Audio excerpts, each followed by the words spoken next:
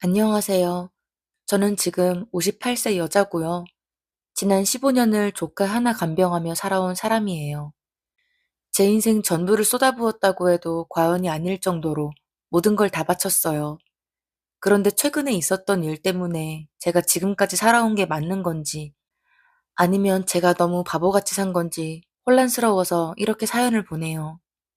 제 조카 이름은 지우예요. 올해 32인데 지금 요양병원 침대에 15년째 누워 있어요. 지우는 제 친동생 미경이의 딸이에요. 그러니까 저는 지우한테 이모가 되는 거죠. 15년 전 일이에요. 당시 지우는 17살이었고 저랑 함께 백화점에 쇼핑을 갔다가 횡단보도에서 교통사고를 당했어요. 음주운전 차량이 신호를 무시하고 달려들었는데 지우가 그 자리에서 머리를 심하게 다쳤어요. 저는 팔이 부러지는 정도로 끝났는데 지우는 그대로 의식을 잃고 쓰러졌어요. 응급실로 실려갔을 때 의사 선생님이 그러시더라고요. 뇌출혈이 심해서 수술을 해도 깨어날 확률이 매우 낮다고요. 그래도 일단 수술은 했는데 지우는 결국 깨어나지 못했어요. 식물인간 상태가 된 거예요. 당시 제 동생 미경이랑 제부 태준 씨는 발광을 했어요. 병원 복도에서 저한테 고함을 지르고 울부짖었어요. 언니가 데리고 나갔다가 이 꼴을 만들어 놨잖아. 책임져. 저도 너무 죄책감이 들었고 제 잘못이라고 생각했어요. 사고 가해자는 음주운전의 무면허였는데 형편이 어려워서 제대로 배상을 받을 수가 없었어요. 겨우 형사합의금 명목으로 3천만 원 정도 받았고 나머지는 지우 명의로 가입되어 있던 상해 보험으로 처리됐어요. 보험금이 3억 정도 나왔는데 지우 친권자인 동생 부부 명의로 전액 들어갔어요. 저는 한 푼도 받지 못했어요. 그런데 동생 부부가 보험금을 받고 나서 한 달쯤 지나니까 저한테 이렇게 말하더라고요. 언니, 지우는 언니가 책임지는 게 맞는 것 같아. 우리도 애가 하나 더 있고 솔직히 감당이 안 돼. 제부 태준 씨는 더 노골적이었어요. 처형이 사고 냈으니까 끝까지 책임지세요. 저는 그때 정말 말문이 막혔어요. 내 조카인데 내가 함께 있다가 사고가 났는데 뭐라고 반박할 수가 없었어요. 동생 미경이는 저를 똑바로 쳐다보지도 못하고 그냥 울기만 하더라고요. 결국 저는 지우를 제가 케어하겠다고 말할 수밖에 없었어요. 그때부터 지금까지 15년이에요. 처음엔 대학병원 중환자실에 있다가 나중에 요양병원으로 옮겼어요. 요양병원비가 한 달에 280만 원 정도 나가는데 이게 15년이면 얼마인지 아세요? 대충 계산해도 5억은 넘어요. 저는 당시 회사를 다니고 있었는데 월급으로는 도저히 감당이 안 됐어요. 그래서 살고 있던 전셋집을 빼서 월세로 옮기고 그 차액으로 병원비를 냈어요. 퇴직금도 다 병원비로 나갔고 나중엔 대출까지 받았어요. 지금 제가 가진 재산이라곤 하나도 없어요. 그동안 동생 부부한테서 연락은 단 한 번도 없었어요. 지우 생일에도 명절에도 아무 때도 연락 없었어요. 병원비 한 푼 보태준 적 없고 지우 얼굴 보러 온 적도 없어요. 마치 지우를 죽은 사람 취급하는 것처럼요. 그 사이에 동생 부부는 잘 살더라고요. 제부 태준 씨가 사업을 확장했고 지우 남동생 준혁이는 해외로 유학까지 보냈어요. 아마 지우 보험금 3억이 큰 미천이 됐을 거예요. 저는 그 소식을 들으면서도 뭐라고 할 수가 없었어요. 저는 15년 동안 지우 곁을 단 하루도 빠짐없이 지켰어요. 퇴근하고 나면 무조건 병원에 갔고 주말엔 하루 종일 지우 옆에 있었어요. 지우 손을 잡아주고 머리를 빗겨주고 몸을 닦아주고 그렇게 15년을 살았어요. 제 인생은 오로지 지우를 위한 시간이었어요. 그런데 최근 들어서 지우 상태가 안 좋아지기 시작했어요. 폐렴이 자주 왔고 욕창도 심해졌어요. 담당 의사 선생님이 저를 따로 부르시더니 조심스럽게 말씀하시는 거예요. 보호자님, 솔직히 말씀드리면 장기적으로 회복 가능성은 거의 없어 보입니다. 가족분들과 앞으로에 대해 상의를 좀 해보시는 게. 그 말을 듣는 순간 머릿속이 하얘졌어요. 15년 동안 희망을 놓지 않고 버텼는데 의사 선생님이 그렇게 말씀하시니까 정말 절망적이더라고요. 그래도 저는 지우를 포기할 수 없었어요. 지우는 제가 지켜야 할 아이니까요. 병원에서 나와 집에 돌아왔는데 눈물이 계속 났어요. 15년 동안 제 전 재산을 다 쏟아 부었고 제 인생을 다 바쳤는데 이제 와서 회복 불가능이라는 말을 들으니까 너무 허무했어요. 그래도 전 지우를 끝까지 지킬 거라고 다짐했어요. 혼자서라도 끝까지 책임지겠다고요. 그런데 그로부터 2주쯤 지났을 때 제 핸드폰으로 전화가 한 통 왔어요. 발신자를 보니까 미경이라고 떠 있더라고요. 15년 만에 처음 오는 동생 전화였어요. 저는 손이 떨려서 한참 만에 전화를 받았어요. 동생 목소리가 들렸어요. 언니, 나 미경이야. 그동안 연락 못해서 미안해. 15년 동안 한 번도 연락 없다가 갑자기 미안하다니. 저는 뭐라고 대답해야 할지 몰랐어요. 그냥, 응, 하고 짧게 대답했어요. 동생이 물었어요. 지유 요즘 어떻게 지내? 건강은 좀 어때? 저는 솔직하게 말했어요. 상태가 안 좋아. 회복 가능성이 거의 없다고 하시더라. 동생이 한숨을 쉬는 소리가 들렸어요.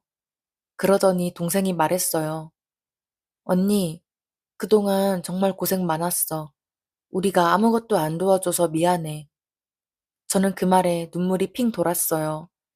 15년 만에 듣는 미안하다는 말이었으니까요.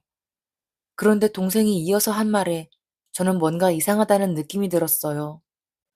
우리가 이제 지우 케어할게. 동생 미경이가 그렇게 말했을 때 저는 귀를 의심했어요.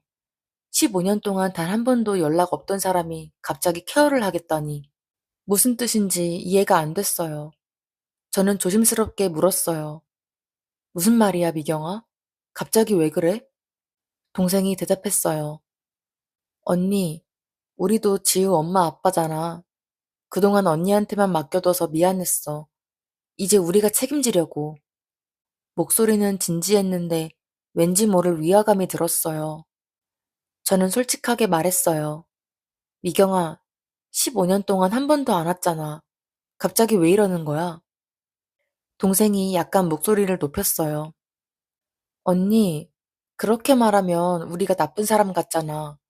우리도 지우 걱정 많이 했어.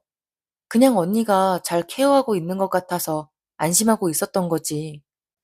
전화 통화는 그렇게 어색하게 끝났어요. 그런데 그로부터 3일 후 동생 부부가 병원으로 찾아왔어요. 제부 태준 씨랑 동생 미경이 그리고 지우 남동생 준혁이까지 셋이서 왔더라고요. 15년 만에 보는 가족들이었어요. 지우 병실 앞에서 마주쳤을 때 저는 뭐라고 인사해야 할지 몰랐어요. 동생 미경이는 제 눈을 피하면서 어색하게 웃었고 제부는 무표정한 얼굴로 병실 안을 들여다봤어요. 준혁이는 휴대폰만 만지작거리고 있었어요. 분위기가 너무 어색했어요. 병실 안으로 들어가니까 동생 미경이가 지우 침대 옆으로 다가갔어요. 15년 만에 보는 딸인데도 손 한 번 제대로 잡지 못하고 그냥 멀리서 쳐다보기만 하더라고요. 저는 그 모습을 보면서 가슴이 답답했어요. 저는 15년 동안 매일 지우 손을 잡아줬는데 친엄마는 손도 못 잡네요. 제부가 입을 열었어요. 처형, 지우 상태가 많이 안 좋다고 들었습니다. 이제 우리가 책임지려고 해요. 저는 그 말에 뭔가 석연치 않은 느낌이 들었어요. 책임진다는 게 무슨 뜻이에요? 지우를 우리 집 근처 병원으로 옮기려고 합니다. 여기는 처형 집에서 가까우니까 편하셨겠지만, 이젠 친부모인 우리가 가까운 곳에서 케어하는 게 맞는 것 같아서요. 저는 깜짝 놀라서 물었어요. 갑자기 왜 옮기려는 거죠? 지우는 여기서 15년 동안 케어받았는데, 동생 미경이가 끼어들었어요. 언니, 우리도 지우 엄마 아빠야. 15년 동안 언니가 독차지했잖아. 이제 우리도 딸 곁에 있고 싶어. 독차지라는 단어에 저는 화가 치밀어 올랐어요. 15년 동안 제 전 재산 쏟아부으면서 혼자 케어한 게 독차지예요? 저는 최대한 감정을 억누르고 말했어요. 미경아, 지우는 여기 담당 의사 선생님이랑 15년째 케어받고 있어. 갑자기 병원을 옮기면 지우한테 안 좋을 수도 있어. 그런데 제부가 차갑게 말하더라고요. 법적으로 보면 우리가 친권자입니다. 전원 결정은 우리가 할 수 있어요. 그 순간 저는 뭔가 단단히 잘못됐다는 걸 느꼈어요. 이 사람들이 15년 만에 나타난 건 지우를 케어하려는 게 아니라 뭔가 다른 목적이 있는 것 같았어요. 하지만 저는 증거도 없고 그냥 의심만 있을 뿐이었어요. 일단 자리를 피하고 싶었어요. 생각 좀 해볼게요. 갑자기 결정할 수 있는 문제가 아니니까. 제가 그렇게 말하니까 제부가 고개를 끄덕였어요. 그럼 생각 좀 해보시고 우리도 준비할 게 있으니까 일단 오늘은 이만 가보겠습니다. 그렇게 동생 부부는 병실을 나갔어요. 그런데 그날 이후로 동생 부부가 일주일에 서너 번씩 병원에 오기 시작했어요. 처음엔 저한테 연락하고 왔는데 나중엔 연락도 없이 그냥 오더라고요. 간병인한테 우린 지우 부모입니다 하면서 자연스럽게 행세하고요. 저는 그게 너무 불편했어요. 어느 날은 제가 병원에 갔는데 동생 미경이가 간병인한테 뭔가 물어보고 있더라고요. 지우 요즘 상태 어때요? 많이 안 좋아졌나요? 간병인이 대답했어요. 네, 최근 들어 폐렴이 자주 와서 걱정이에요. 동생은 고개를 끄덕이며 뭔가 메모하고 있었어요. 저는 뒤에서 그 모습을 보다가 다가갔어요. 미경아, 무슨 메모해? 동생이 화들짝 놀라며 핸드폰을 주머니에 넣었어요. 아, 언니. 아니야. 그냥 지우 상태 기록해 두려고. 저는 뭔가 이상하다는 생각이 들었지만 그냥 넘어갔어요. 그런데 간병인이 저를 복도로 불러내더니 조용히 말하는 거예요. 선생님, 지우 어머니께서 자꾸 지우 상태 물어보시고 병원 기록 같은 것도 보려고 하시던데요. 병원 기록을요? 간병인이 고개를 끄덕였어요. 네, 간호사한테도 지우 차트 좀 보여달라고 하셨다던데. 저는 점점 의심이 커졌어요. 그로부터 며칠 후 제부가 저한테 전화를 했어요. 처형, 지우 의료비 관련해서 좀 여쭤볼 게 있습니다. 15년 동안 총 얼마나 들었는지 내역 좀 보여주실 수 있어요? 저는 당황해서 물었어요. 왜요? 갑자기 그걸 왜 물어보세요? 아, 저희가 이제 케어를 맡으려고 하니까 앞으로 비용이 얼마나 들지 파악 좀 해야 할 것 같아서요. 혹시 서영 통장 사본이랑 지우 보험 서류 같은 것도 있으면 좀 보여주세요. 통장 사본까지 요구하는 걸 듣고 저는 확신했어요. 이 사람들 뭔가 숨기고 있구나. 15년 동안 한 번도 돈 한 푼 안 보탰던 사람들이 갑자기 의료비 내역이랑 통장 사본을 달라고 하는 게 정상은 아니잖아요. 저는 일단 시간을 좀 끌기로 했어요. 서류들 좀 찾아봐야 해서요. 시간 좀 주세요. 제부는 약간 짜증 섞인 말투로 말했어요. 저희도 바쁜 사람들인데 너무 오래 끌지 마세요. 법적으로 우리가 친권자니까 어차피 병원 기록은 저희가 요청하면 다 받을 수 있어요. 협박 아닌 협박이었어요. 전화를 끊고 나서 저는 가슴이 답답했어요. 그날 저녁 저는 병원으로 갔어요. 지우 손을 잡고 한참을 앉아 있었어요. 지우야, 이모가 뭘 해야 할까? 네 엄마 아빠가 갑자기 나타났는데 뭔가 이상해. 이모 걱정돼. 지우는 대답이 없었지만 저는 계속 말했어요. 그때 간병인이 병실로 들어오더니 저한테 뭔가 말하고 싶은 표정을 짓는 거예요. 선생님, 제가 오늘 이상한 거 봤는데요. 저는 긴장하며 물었어요. 뭔데요? 간병인이 주변을 둘러보고 나서 작은 목소리로 말했어요. 오늘 지우 어머니 오셨을 때 간호사한테 뭔가 팜플렛 같은 거 받아가시던데 제가 살짝 봤는데 장기 기증이라고 쓰여 있었어요. 그 순간 저는 온몸에 소름이 돋았어요. 장기 기증이요? 제가 되묻자 간병인이 고개를 끄덕였어요. 네, 제가 분명히 봤어요. 지우 어머니가 간호사한테 받아가시던데 파란색 팜플렛이었거든요. 저희 병원 장기기증 안내 팜플렛이요. 저는 머릿속이 복잡해졌습니다. 왜 동생 미경이가 장기기증 팜플렛을 받아갔을까요? 혹시 지우가, 아니 설마 그런 생각을 하는 건 아니겠죠? 하지만 15년 만에 갑자기 나타나서 전원을 하겠다, 의료비 내역을 달라, 통장 사본을 달라, 이제 장기기증 팜플렛까지? 뭔가 연결고리가 있는 것 같았어요. 다음 날 동생 미경이한테 전화했어요. 최대한 태연하게 물어봤어요. 미경아, 어제 병원 왔었어? 간병인한테 들었는데. 동생이 대답했어요. 응, 언니. 잠깐 지우 얼굴 보고 왔어. 저는 조심스럽게 물었어요. 혹시 간호사한테 뭐 받아간 거 있어? 전화 너머로 잠깐 침묵이 흘렀어요. 아니, 왜? 무슨 일 있어? 거짓말이었어요. 저는 직접적으로 물어봤어요. 미경아, 장기기증 팜플렛 받아갔다며? 동생이 당황하는 기색이 느껴졌어요. 아, 그거, 언니 오해하지 마. 그냥 혹시나 해서 알아본 거야. 혹시나가 뭐야? 지우가 아직 살아있는데 무슨 장기기증이야? 제 목소리가 떨렸어요. 동생이 변명하듯이 말했어요. 언니, 진짜 오해야. 그냥 만약에 지우가, 의사 선생님도 회복 불가능하다고 했잖아. 그럼 지우가 누군가를 살릴 수 있다면 그것도 의미 있는 일 아니겠어? 저는 말문이 막혔어요. 지우는 아직 숨쉬고 있어요. 심장도 뛰고 있고요. 그런데 친엄마가 벌써 장기 기증을 생각하고 있다니 이게 말이 돼요? 저는 화를 누르며 말했어요. 미경아, 지우는 네 딸이야. 어떻게 그런 생각을 해?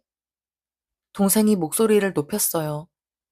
언니야말로 15년 동안 지우 곁에 있었으면서 뭐가 달라졌어? 지우는 여전히 안 깨어나잖아. 언니가 아무리 돈 쏟아 부어도 기적은 안 일어나. 현실을 인정해야지. 그 말에 저는 가슴이 철렁 내려앉았어요. 친엄마 입에서 나올 말이 아니었어요.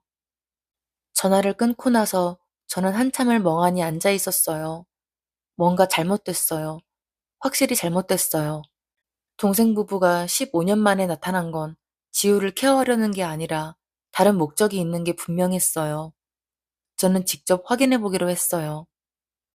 다음 날 저는 지우가 사고 났을 당시 병원 기록을 다시 찾아봤어요.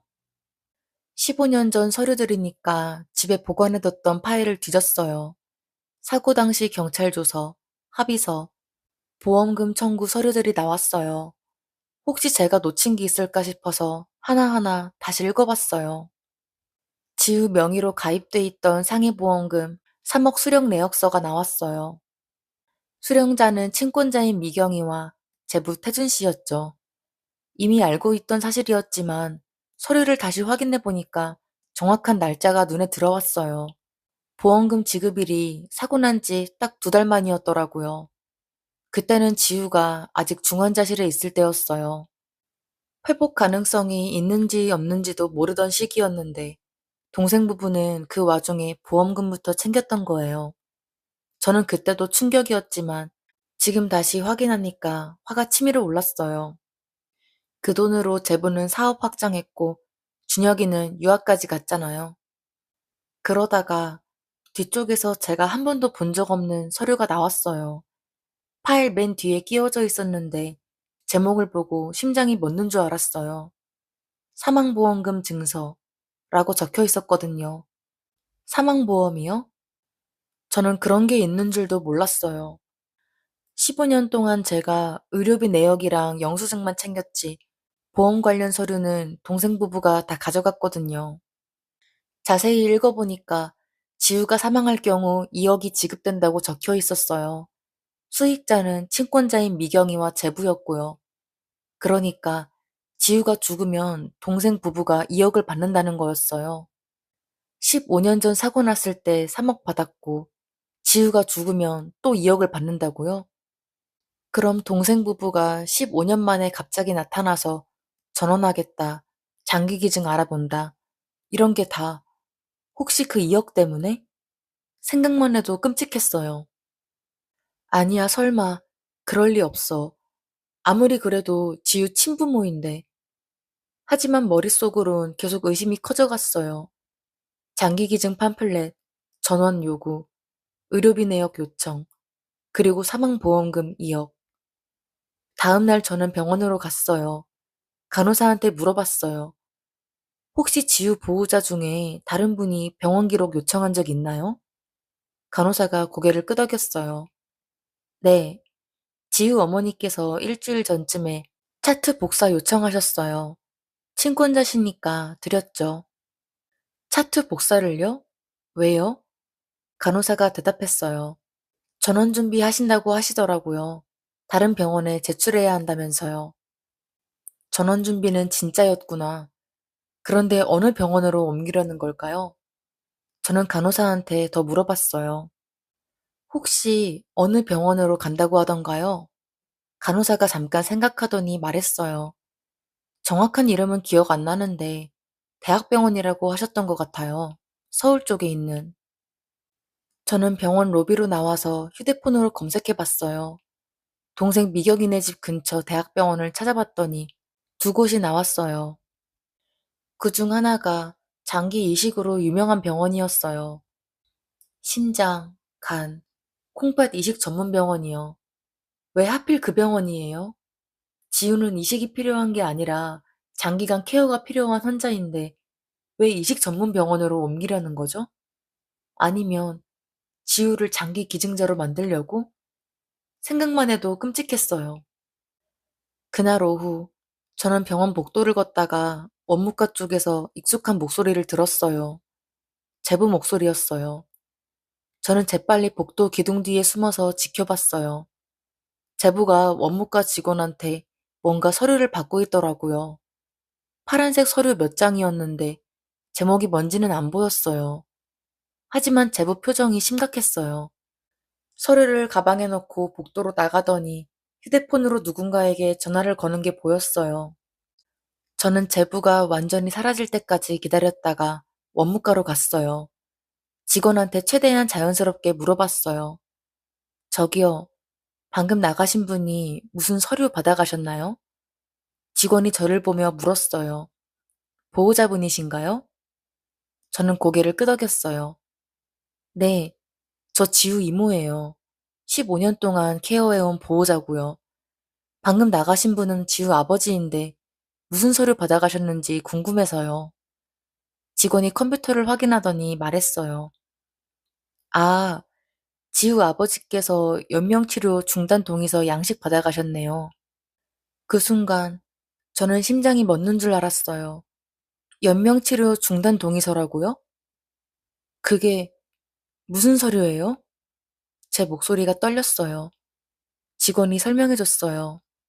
환자 상태가 회복 불가능하고 연명치료만 지속되는 경우 가족이 연명치료 중단을 결정할 수 있는 서류예요. 물론 의사 판단과 가족 동의가 모두 있어야 하지만요. 저는 다리에 힘이 풀려서 그 자리에 주저앉을 뻔했어요. 제부가 지우 연명치료를 중단하려고 서류를 받아갔다고요? 장기기증 팜플렛, 이식 전문병원, 사망보험금 2억, 그리고 이제 연명치료 중단 동의서까지? 이건 우연이 아니에요. 계획이에요. 동생 부부가 지우를 죽이려고 하고 있는 거예요. 원무과에서 나온 저는 한참을 병원 복도 벤치에 앉아 있었어요. 연명치료 중단 동의서라니, 제부가 그 서류를 받아갔다니, 도저히 믿을 수가 없었어요. 손이 떨려서 휴대폰도 제대로 잡을 수가 없었어요. 저는 일단 침착해지려고 노력했어요. 증거가 필요했어요. 확실한 증거가 있어야 동생 부부를 막을 수 있을 거예요. 하지만 제가 뭘 할 수 있을까요? 저는 그냥 이모일 뿐이고 법적으론 친권자가 모든 권한을 가지고 있잖아요. 일주일쯤 지났을 때 우편물이 하나 왔어요. 법원에서 온 우편물이었어요. 손이 떨리면서 봉투를 뜯었는데 내용을 보고 눈앞이 캄캄해졌어요. 후견인 변경 신청 사건 조정 계일 통지서라고 적혀 있었거든요. 동생 미경이와 제부가 법원에 후견인 변경 신청을 한 거예요. 지우 후견인을 저한테서 동생 부부로 바꾸겠다는 거였어요. 신청 이유를 보니까 친권자인 신청인들이 후견인으로 더 적합하며 현 후견인은 경제적 능력이 부족함이라고 적혀 있었어요. 15년 동안 제 전 재산 쏟아부은 게 경제적 능력이 부족하다는 거예요? 조정 기일은 한 달 후였어요. 저는 어떻게 해야 할지 몰라서 법률 상담을 받으러 갔어요. 법률 사무실에 앉아서 지금까지 있었던 일을 다 설명했어요.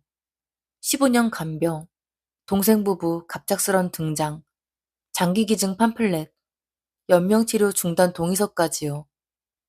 변호사가 서류들을 보더니 한숨을 쉬었어요. 의뢰인께서 15년 동안 헌신적으로 케어하신 건 인정합니다. 하지만 법적으론 친권자가 우선권이 있어요. 솔직히 말씀드리면 친권자가 후견인 변경을 원하면 법원이 받아들일 가능성이 높습니다. 제가 물었어요. 그럼 저는 아무것도 할 수 없다는 거예요? 변호사가 말했어요. 추측만으로는 안 됩니다. 확실한 증거가 있어야 해요. 예를 들어 녹음이나 문자 같은 거요. 저는 변호사 사무실에서 나와서 발걸음이 떨어지지 않았어요. 증거가 필요하다고요. 하지만 증거를 어떻게 구해요? 그날부터 저는 동생 부부 움직임을 주의 깊게 지켜봤어요. 병원에 올 때마다 간병인한테 물어보고 뭘 하고 갔는지 체크했어요. 혹시라도 증거가 될 만한 게 있을까 싶어서요. 하지만 동생 부부는 조심스럽게 행동했어요. 일주일쯤 지났을 때 제 친구 혜정이한테 전화가 왔어요. 너 동생이랑 화해했다며? 소문 들었어. 너네 동생이 사람들한테 얘기하고 다니던데? 15년 동안 언니가 조카 혼자 케어했는데 이제 미안해서 자기들이 맡기로 했대. 저는 어이가 없었어요. 동생이 마치 자기가 착한 사람인 것처럼 소문을 퍼뜨리고 다녔어요. 혜정이가 덧붙였어요. 근데 솔직히 나도 그 얘기 듣고 생각했거든. 그래도 친엄마인데 이제라도 책임지겠다는 게 다행 아닌가 싶어서. 저는 혜정이한테 사실대로 말했어요. 장기기증 팜플렛, 연명치료 중단 동의서, 사망보험금 2억까지요. 하지만 혜정이는 그건 네가 오해하는 게 아닐까? 아무리 그래도 친엄마가 딸을 죽이려고 하겠어? 라고 했어요. 전화를 끊고 나서 저는 너무 외로웠어요. 다들 그래도 친엄마인데 이제라도 책임지겠다니 다행이라고 말했어요. 저만 이상한 사람 취급받는 것 같았어요. 법원 조정일이 2주 앞으로 다가왔을 때 동생 미경이한테 전화가 왔어요. 언니, 우리 한번 만나서 얘기 좀 하자. 법원 가기 전에 서로 합의하면 좋잖아. 저는 조심스럽게 대답했어요. 무슨 얘기를 하고 싶은데? 동생이 말했어요. 언니가 15년 동안 고생 많이 한 거 우리도 알아. 그래서 우리가 언니한테 5천만 원 줄게. 그 돈 받고 지우는 우리한테 맡겨줘. 그동안 고생비야. 저는 귀를 의심했어요. 지우를 돈으로 사겠다는 거예요? 미경아, 나 돈 때문에 지우 케어한 거 아니야. 지우는 돈으로 살 수 있는 게 아니라고. 동생이 짜증 섞인 목소리로 말했어요. 언니, 솔직하게 얘기해. 지우는 어차피 안 깨어나잖아. 언니도 15년 동안 고생했으면 됐잖아. 법원 가면 어차피 우리가 이길 거야. 변호사가 그러더라. 친권자가 무조건 우선이래. 저는 대답했어요. 생각 좀 해볼게. 동생이 말했어요. 빨리 생각해. 법원 조정일 전까지만 기다릴게. 전화가 끊겼어요. 저는 휴대폰을 내려놓고 한참을 멍하니 앉아 있었어요. 5천만 원이요. 15년 동안 5억 넘게 쏟아부었는데 고작 5천만 원이요. 게다가 그 돈은 지우를 포기하라는 돈이잖아요. 절대 받을 수 없었어요. 그날 밤 저는 병원으로 갔어요. 지우 병실 침대 옆에 앉아서 한참을 울었어요. 지우야, 이모가 뭘 해야 할까? 이모 혼자서는 너를 지킬 수 없을 것 같아. 미안해. 눈물이 계속 났어요.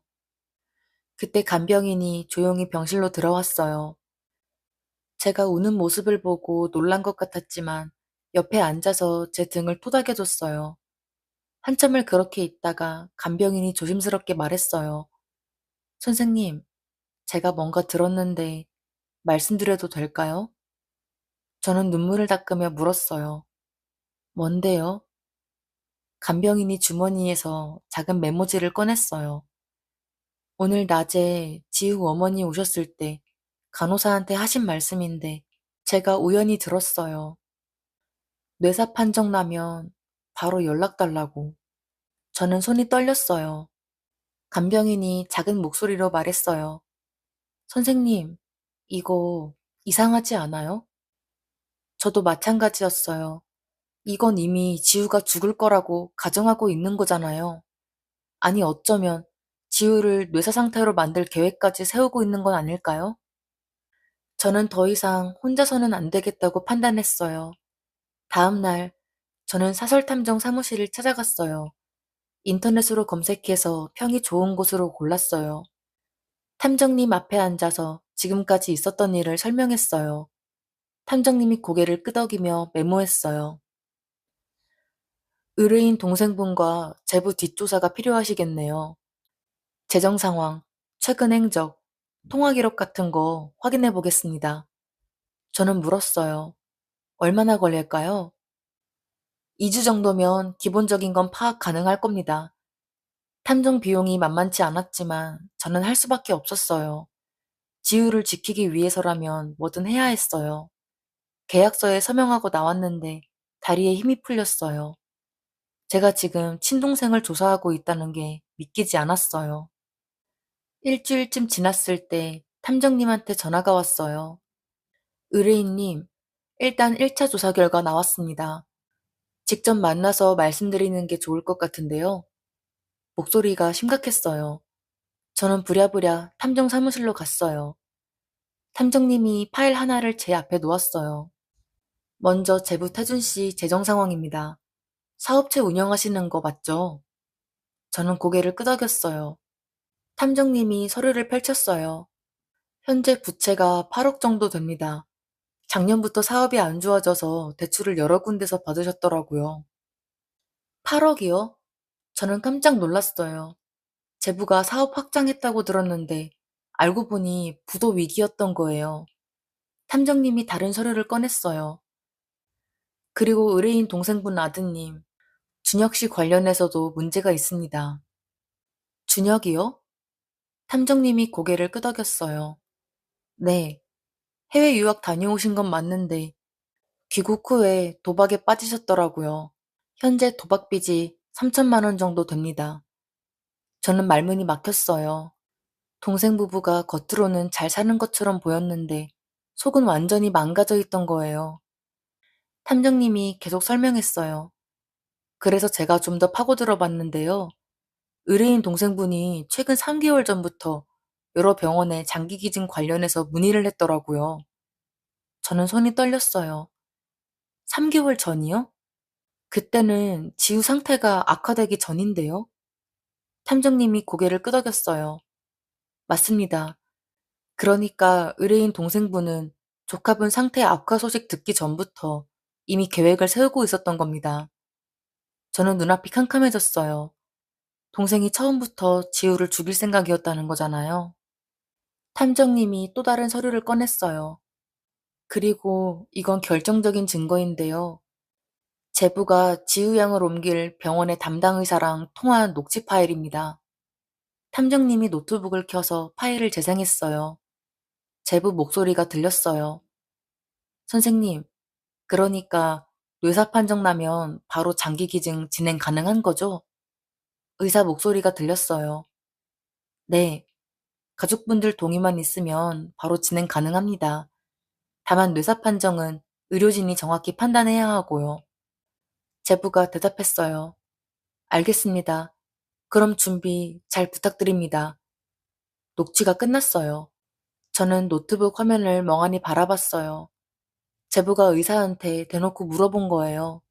얼마나 빨리 지우를 죽일 수 있냐고요. 손이 부들부들 떨렸어요. 탐정님이 조심스럽게 물었어요. 괜찮으세요? 저는 고개를 저었어요. 아니요, 괜찮지 않아요. 어떻게, 어떻게 친부모가 이럴 수 있어요? 탐정님이 한숨을 쉬었어요. 의뢰인님, 제가 이 일 진짜 오래 했는데요. 사람들 돈 앞에선 정말 변합니다. 특히 빚에 쫓기는 사람들은 더 그렇고요. 탐정님이 사진을 한 장 보여줬어요.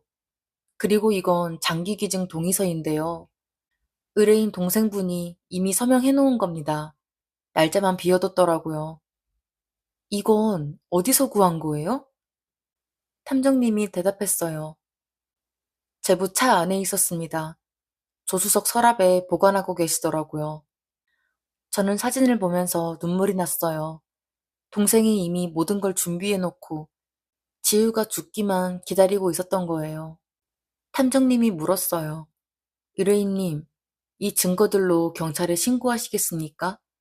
충분히 사기나 살인 예비 혐의로 고소 가능합니다. 저는 잠깐 생각했어요.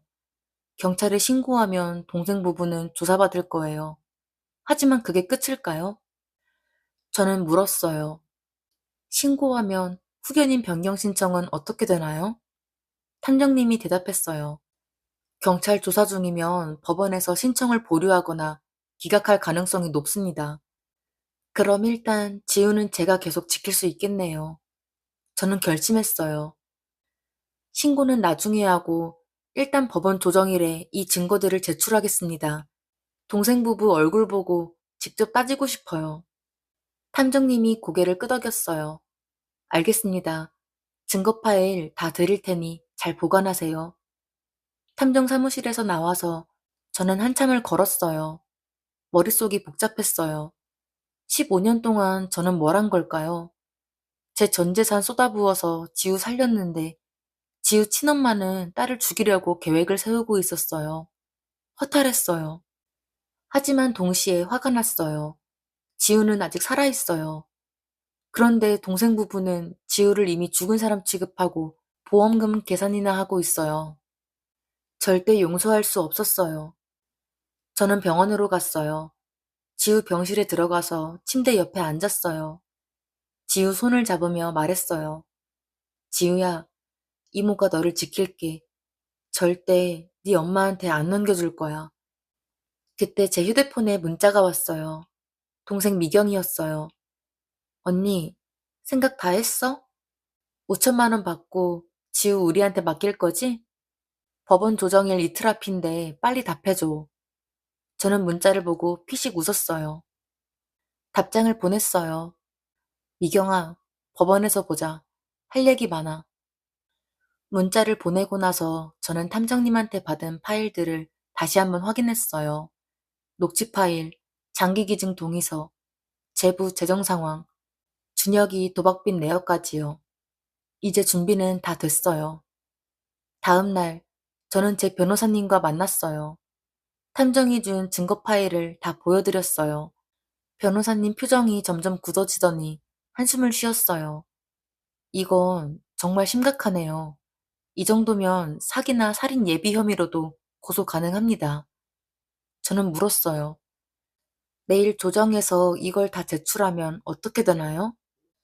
변호사님이 대답했어요. 후견인 변경 신청은 당연히 기각될 겁니다. 오히려 친권 제한 청구까지 가능해요. 저는 고개를 끄덕였어요. 좋아요. 그럼 내일 이 증거들 다 제출해 주세요. 변호사님이 서류를 정리하며 말했어요. 의뢰인님, 내일 조정장에서 동생분이랑 제부분 많이 당황할 겁니다. 감정적으로 대응하지 마시고 침착하게 계세요. 걱정 마세요. 저 이미 눈물 다 흘렸어요. 저는 담담하게 말했어요. 변호사님이 저를 보며 말했어요. 15년 동안 정말 고생 많으셨습니다. 내일은 제가 꼭 의뢰인님 편에서 최선을 다하겠습니다. 조정 당일 아침, 저는 일찍 일어났어요. 거울을 보니까 얼굴이 많이 야위어 있었어요. 15년 동안 지우 케어하느라 늙은 것도 있지만 최근 한 달은 특히 힘들었어요. 하지만 오늘만큼은 강인해 보여야 했어요. 옷을 단정하게 입고 머리도 깔끔하게 정돈했어요. 가방에 탐정이 준 증거 파일 사본을 챙겼어요. 혹시 모르니까 여분으로 하나 더 준비했어요. 그리고 15년 동안 지우 케어하며 모은 의료비 영수증 파일도 챙겼어요. 법원으로 가는 길, 저는 긴장됐어요. 손이 떨려서 핸드폰을 꽉 쥐고 있었어요. 하지만 동시에 각오가 서 있었어요. 오늘 동생 부부 앞에서 모든 진실을 밝히겠다고요. 법원 앞에 도착했을 때 멀리서 동생 부부가 보였어요. 미경이, 제부 태준 씨, 그리고 준혁이까지 세 명이 함께 왔더라고요. 동생 부부 옆에 변호사로 보이는 사람도 서 있었어요. 저는 심호흡을 하고 법원 안으로 들어갔어요. 복도에서 동생 미경이와 눈이 마주쳤어요. 동생이 저를 보더니 어색하게 웃었어요. 언니 왔어? 우리 변호사님이야. 오늘 잘 부탁드려요. 저는 고개만 살짝 끄덕이고 제 변호사님 옆에 섰어요. 제부가 저를 보며 말했어요. 처형, 오늘 조정 잘 마무리했으면 좋겠습니다. 서로 감정 상하지 않게요. 저는 냉정하게 대답했어요. 제부, 감정은 이미 상했어요. 오늘 다 밝혀질 테니까 기대하세요. 조정실 문이 열리고 조정위원님이 나오셨어요. 양측 다 들어오세요. 저희는 조정실 안으로 들어갔어요. 책상을 사이에 두고 저희는 한쪽에, 동생 부부는 반대편에 앉았어요. 조정위원님이 서류를 보시며 말씀하셨어요. 오늘은 피후견인 지우 씨에 대한 후견인 변경 신청건입니다. 신청인 측에서 먼저 의견 말씀해 주세요. 동생 부부 변호사가 일어나서 말했어요. 신청인들은 지우의 친권자이며 법적 후견인으로 더 적합합니다. 변호사가 계속 말했어요. 현 후견인은 이모로서 15년 동안 케어한 건 인정하지만 경제적 능력이 부족하고 앞으로도 장기 케어가 어려운 상황입니다. 반면 신청인들은 안정적인 경제 기반이 있으며 친권자로서 책임을 다하고자 합니다. 저는 그 말을 듣고 피식 웃음이 나왔어요. 조정위원님이 저희 쪽을 보셨어요. 피신청인 측 의견 있으신가요? 제 변호사님이 일어나셨어요. 네, 조정위원님. 저희는 후견인 변경 신청에 강력히 반대하며 오히려 신청인들의 친권 제한을 요청합니다. 동생 부부가 깜짝 놀란 표정을 지었어요. 동생 부부 변호사가 반박했어요. 친권 제한이요? 무슨 근거로 그런 말씀을 하시나요? 제 변호사님이 침착하게 대답했어요. 증거가 있습니다. 제 변호사님이 가방에서 서류 뭉치를 꺼냈어요. 조정위원님 앞에 놓으며 말했어요. 첫째, 신청인들이 3개월 전부터 피후견인 지우 씨의 장기 기증을 사전에 계획한 증거입니다. 병원 상담 기록과 장기 기증 동의서 사전 작성 문서입니다. 조정위원님이 서류를 받아보셨어요. 제 변호사님이 계속했어요. 둘째, 신청인 제부가 이전할 병원의 담당 의사와 통화한 녹취록입니다. 뇌사 판정 후 얼마나 빨리 장기 기증이 가능한지 문의한 내용이 담겨 있습니다. 녹취 파일을 재생하자 조정실 안이 조용해졌어요. 제부 태준 씨 목소리가 또렷하게 들렸어요. 제 변호사님이 세 번째 서류를 꺼냈어요. 셋째, 신청인들의 재정 상황입니다. 제부는 현재 부채 8억, 아들 준혁 씨는 도박비 3천만 원이 있습니다. 안정적인 경제 기반이라는 주장은 거짓입니다. 조정위원님이 서류를 보시며 눈썹을 찌푸렸어요. 넷째, 피후견인 지우 씨는 사망 시 보험금 2억이 신청인들에게 지급됩니다. 신청인들은 경제적 어려움을 해결하기 위해 지우 씨를 사망에 이르게 할 계획을 세운 것으로 판단됩니다. 조정실이 정적에 휩싸였어요. 조정위원님이 동생 부부를 보며 물었어요. 신청인 측, 이 증거들에 대해 반박할 내용이 있으신가요? 제부 태준 씨가 벌떡 일어나며 소리쳤어요. 이건 조작입니다. 우리가 언제 그런 계획을 세웠다고. 조정위원님이 손을 들어 제부를 제지했어요. 신청인, 일단 앉으세요. 침착하게 말씀하십시오. 제부가 떨리는 목소리로 말했어요. 저 통화는 그냥 만약에 대비해서 알아본 겁니다. 지우가 정말 회복 불가능하다면 장기기증도 의미 있는 일 아닙니까? 조정위원님이 서류를 보시며 물었어요. 그럼 3개월 전부터 장기기증을 알아본 건 어떻게 설명하시겠습니까? 당시엔 지우 씨 상태가 악화되기 전이었는데요. 제부가 말문이 막혔어요. 동생 미경이가 대신 나섰어요. 조정위원님, 저희가 그건 정말 만약을 대비한 거였어요.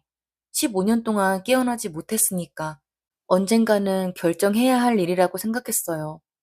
목소리가 떨리고 있었어요. 저는 지금까지 조용히 앉아 있다가 천천히 일어났어요. 조정위원님이 저를 보셨어요.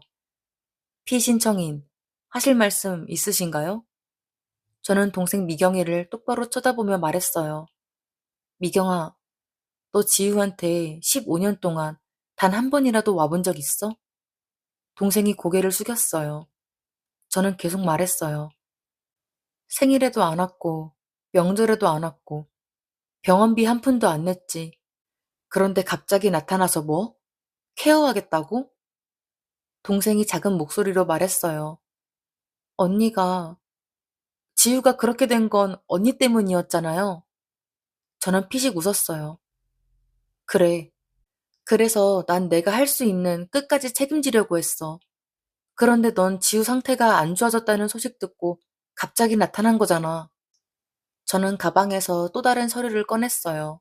15년 동안 제가 낸 의료비 영수증 파일이었어요. 조정위원님 앞에 놓으며 말했어요. 이게 제가 15년 동안 지우한테 쓴 병원비 영수증입니다. 총 5억 2천만 원이에요. 조정위원님이 서류를 받아보시며 눈을 크게 뜨셨어요. 저는 계속 말했어요. 저는 제 전세금 빼고 퇴직금 쓰고 대출까지 받아서 이 돈을 냈어요.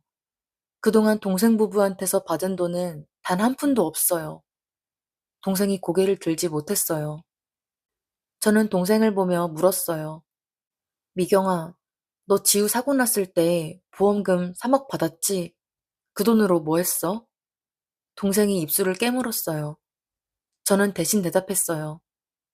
제부 사업 확장하고 준혁이 유학 보냈지. 지우한텐 한 푼도 안 썼잖아. 제부가 변명했어요. 그건 당시에 사업 자금이 필요했고 지우는 어차피 처형께서 케어하시겠다고. 저는 그 말을 끊었어요. 제부, 지금 변명하는 거예요? 지우 보험금으로 사업했으면서 지우한테는 돈 한 푼 안 쓴 게 당연한 거예요? 저는 동생 미경이를 똑바로 보며 말했어요. 미경아, 솔직하게 말해봐. 너희가 지우 케어하겠다고 나타난 진짜 이유가 뭐야? 지우 걱정돼서? 아니면 그 2억이 필요해서? 동생이 눈물을 흘리기 시작했어요. 하지만 저는 멈추지 않았어요. 너희는 간호사한테 뇌사 판정 나면 바로 연락 달라고 했어. 연명치료 중단 동의서도 미리 받아놨고, 장기기증 동의서도 서명해놨지. 날짜만 비워두고. 저는 목소리를 낮추며 말했어요. 이게 케어야? 이건 살인 계획이잖아. 동생 미경이가 울면서 소리쳤어요. 언니, 우리도, 우리도 어쩔 수 없었어. 빚에 쪼들리고, 준혁이 문제 생기고, 우리도 살아야 하잖아. 제부가 동생 팔을 잡으며 말렸지만, 동생은 계속 울부짖었어요. 지우는 어차피 안 깨어나잖아. 15년 동안 안 깨어났는데, 앞으로도 안 깨어날 거야. 저는 차갑게 대답했어요. 그래, 지우는 안 깨어날 수도 있어. 하지만 아직 살아있어. 심장도 뛰고 숨도 쉬고 있다고. 조정실 안이 정적에 휩싸였어요. 저는 계속 말했어요. 너희가 지우를 죽은 사람 취급하는 건 너희 마음대로야. 하지만 지우를 실제로 죽이려고 하는 건 범죄야. 조정위원님이 서류들을 보시며 한숨을 쉬었어요. 신청인 측, 더 하실 말씀이 있으신가요? 동생 부부 변호사가 난처한 표정으로 동생 부부를 봤어요. 하지만 그들은 아무 말도 하지 못했어요. 조정위원님이 말씀하셨어요. 오늘 제출된 증거들을 보면 신청인들이 피후견인의 생명을 위협할 의도가 있었다고 판단됩니다. 이는 후견인으로서 결격 사유에 해당합니다. 제부가 벌떡 일어나려 했지만 변호사가 말렸어요. 조정 의원님이 계속 말씀하셨어요. 따라서 후견인 변경 신청은 기각하며 현 후견인이 계속 피후견인을 케어하는 것이 타당하다고 판단됩니다. 그리고 조정 의원님이 잠시 멈췄다가 말했어요. 이 사안은 형사고소 대상이 될 수 있으니 피신청인 측에서 고려해 보시기 바랍니다. 저는 고개를 끄덕였어요. 동생 미경이가 울면서 저를 봤어요. 언니, 진짜 이렇게까지 했어야 해? 하지만 저는 냉정하게 말했어요. 미경아, 넌 엄마라는 사람이 어떻게 그럴 수가 있니? 제부가 마지막으로 말했어요. 처형, 우리 정말 형사 고소까지 가는 건 아니죠? 우리가 실제로 뭘 한 건 없잖아요. 그냥 생각만. 저는 그 말을 끊었어요. 제부, 생각만 했다고요? 동의서도 다 준비하고 병원도 알아보고 의사랑 통화까지 했는데요? 저는 가방을 챙기며 일어났어요. 형사고소는 제가 생각 좀 해볼게요. 대신 조건이 있어요. 동생이 고개를 들며 물었어요. 조건? 저는 차갑게 말했어요. 앞으로 지우 앞에 절대 나타나지 마. 병원에도 오지 말고 연락도 하지 마. 지우 인생에서 완전히 사라져. 동생은 눈물을 흘리고 제부도 아무 말 하지 못했어요. 저는 조정실 문을 열며 마지막으로 말했어요. 미경아, 너희가 지우 친부모인 건 사실이야. 하지만 15년 동안 너희가 한 게 뭐야? 아무것도 안 했잖아. 동생이 고개를 숙였어요. 저는 문을 나서며 덧붙였어요. 지우 엄마 자격 너 없어. 그러니까 다시는 나타나지 마. 법원 조정이 끝나고 며칠간은 조용했어요. 동생 부부한테서 연락도 없었고 병원에도 나타나지 않았어요. 저는 지우 곁에서 예전처럼 평범한 일상을 보냈어요. 드디어 평화가 찾아온 것 같았어요. 그런데 조정 후 일주일쯤 됐을 때 저녁에 집 초인종이 울렸어요. 문 밖을 보니까 제부 태준 씨가 혼자 서 있었어요. 동생 미경이는 없었어요. 저는 문을 열며 물었어요. 제부, 무슨 일이에요? 제부가 주변을 두리번거리더니 작은 목소리로 말했어요. 처형, 잠깐만 얘기 좀 할 수 있을까요? 미경이는 몰라요. 제가 혼자 온 거예요. 저는 뭔가 이상하다는 생각이 들었지만 일단 안으로 들였어요. 제부는 거실에 앉자마자 초조한 표정을 지었어요. 처형, 저 솔직하게 얘기할게요. 우리 정말 힘듭니다. 법원 조정 소문나고 나서 거래처에서 계약 다 끊었어요. 준혁이는 집 나가버렸고 미경이는 매일 울기만 하고요. 빚쟁이들이 매일 찾아와요. 저희 완전히 망했어요. 저는 가만히 듣고만 있었어요. 제부가 계속 말했어요.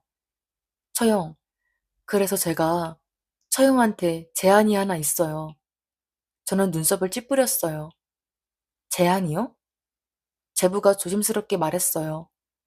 네, 처형도 들어보시면 나쁘지 않으실 거예요.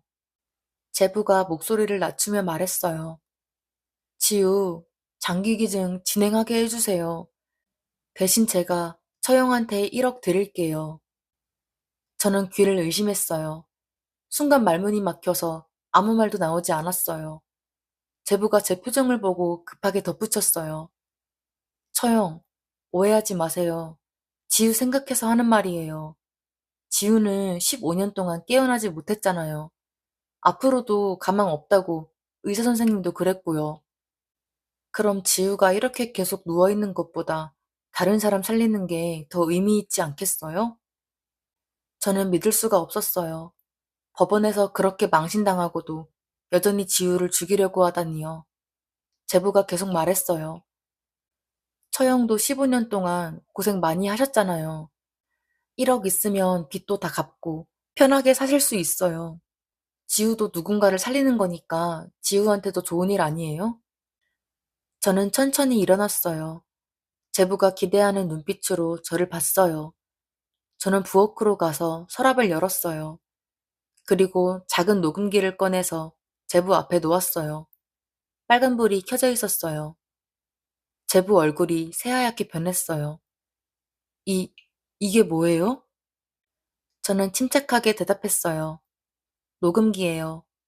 제부, 방금 한 말 다 녹음됐어요. 지우 장기 기증 진행해달라는 거, 1억 주겠다는 거, 다요. 제부가 벌떡 일어났어요. 처형, 이건 불법 아니에요?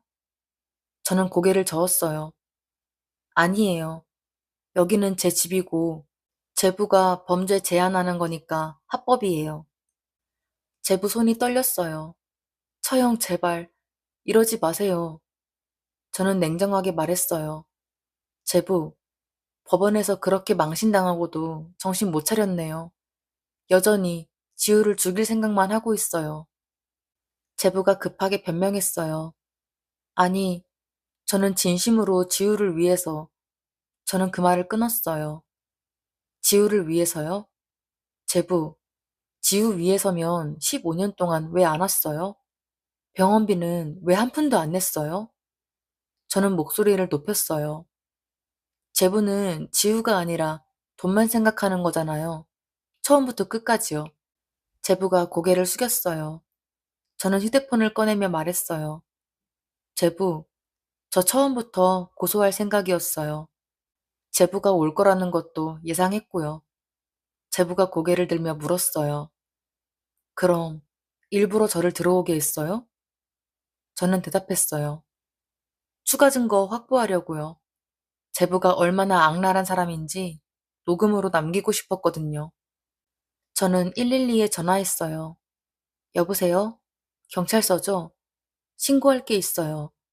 지금 제 집에 제 조카 죽이자고 제안하러 온 사람이 있어요. 제부가 주저앉으며 애원했어요. 처형, 제발요. 이러면 저 정말 감옥 가요. 저는 냉정하게 말했어요. 제부, 당연히 가야죠. 지우 죽이려고 2번씩이나 시도했는데요. 경찰이 도착하기 전 제부는 신발도 신지 못하고 밖으로 나가 도주했습니다. 하지만 차량 정보를 경찰에게 전달한 후 얼마 못 가 그대로 잡혔다고 해요. 다음 날 저는 경찰서로 가서 정식으로 고소장을 제출했어요. 동생 미경이와 제부 태준 씨, 2명 모두요. 혐의는 살인 예비, 보험금 편취 시도, 그리고 살인교사 시도였어요. 조사관이 증거 파일들을 보더니 심각한 표정을 지었어요. 이건 정말 악질이네요. 기소는 확실히 하겠습니다. 고소 소식을 들은 동생 미경이한테서 전화가 왔어요. 언니, 남편이 경찰서에 잡혀갔어. 언니가 고소했다며? 어떻게 이럴 수가 있어? 저는 냉정하게 대답했어요. 미경아, 제부가 어젯밤에 우리 집에 왔어. 지우 죽이고 1억 주겠다고 했어. 전화 너머로 동생이 숨 넘어가는 소리가 들렸어요. 뭐? 뭐라고?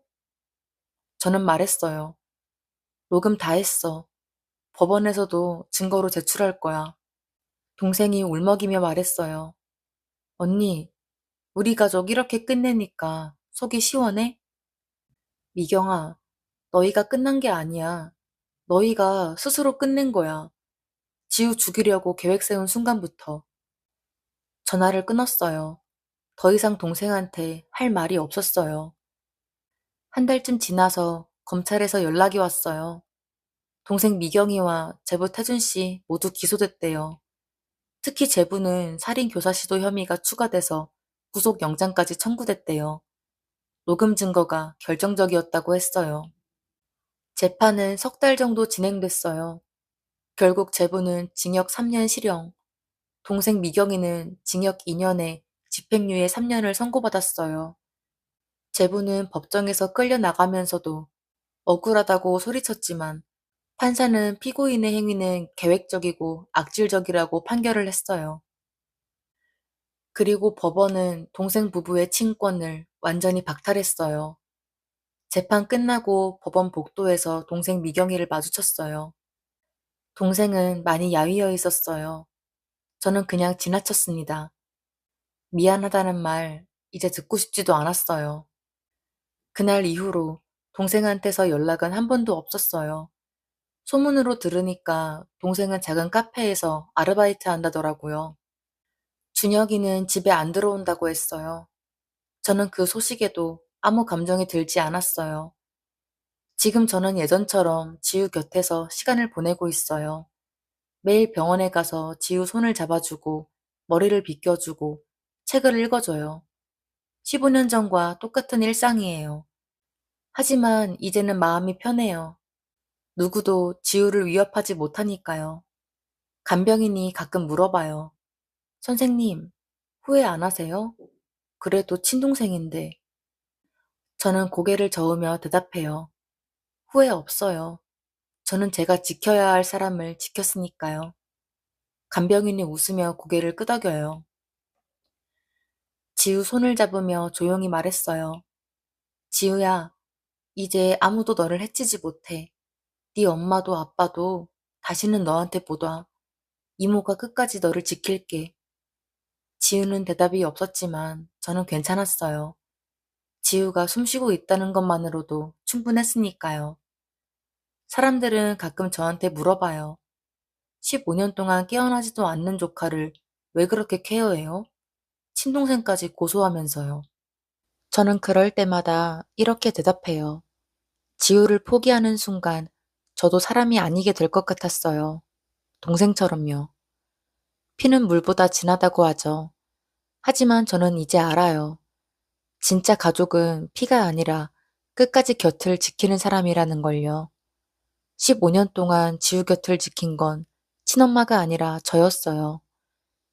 그리고 앞으로도 계속 그럴 거예요.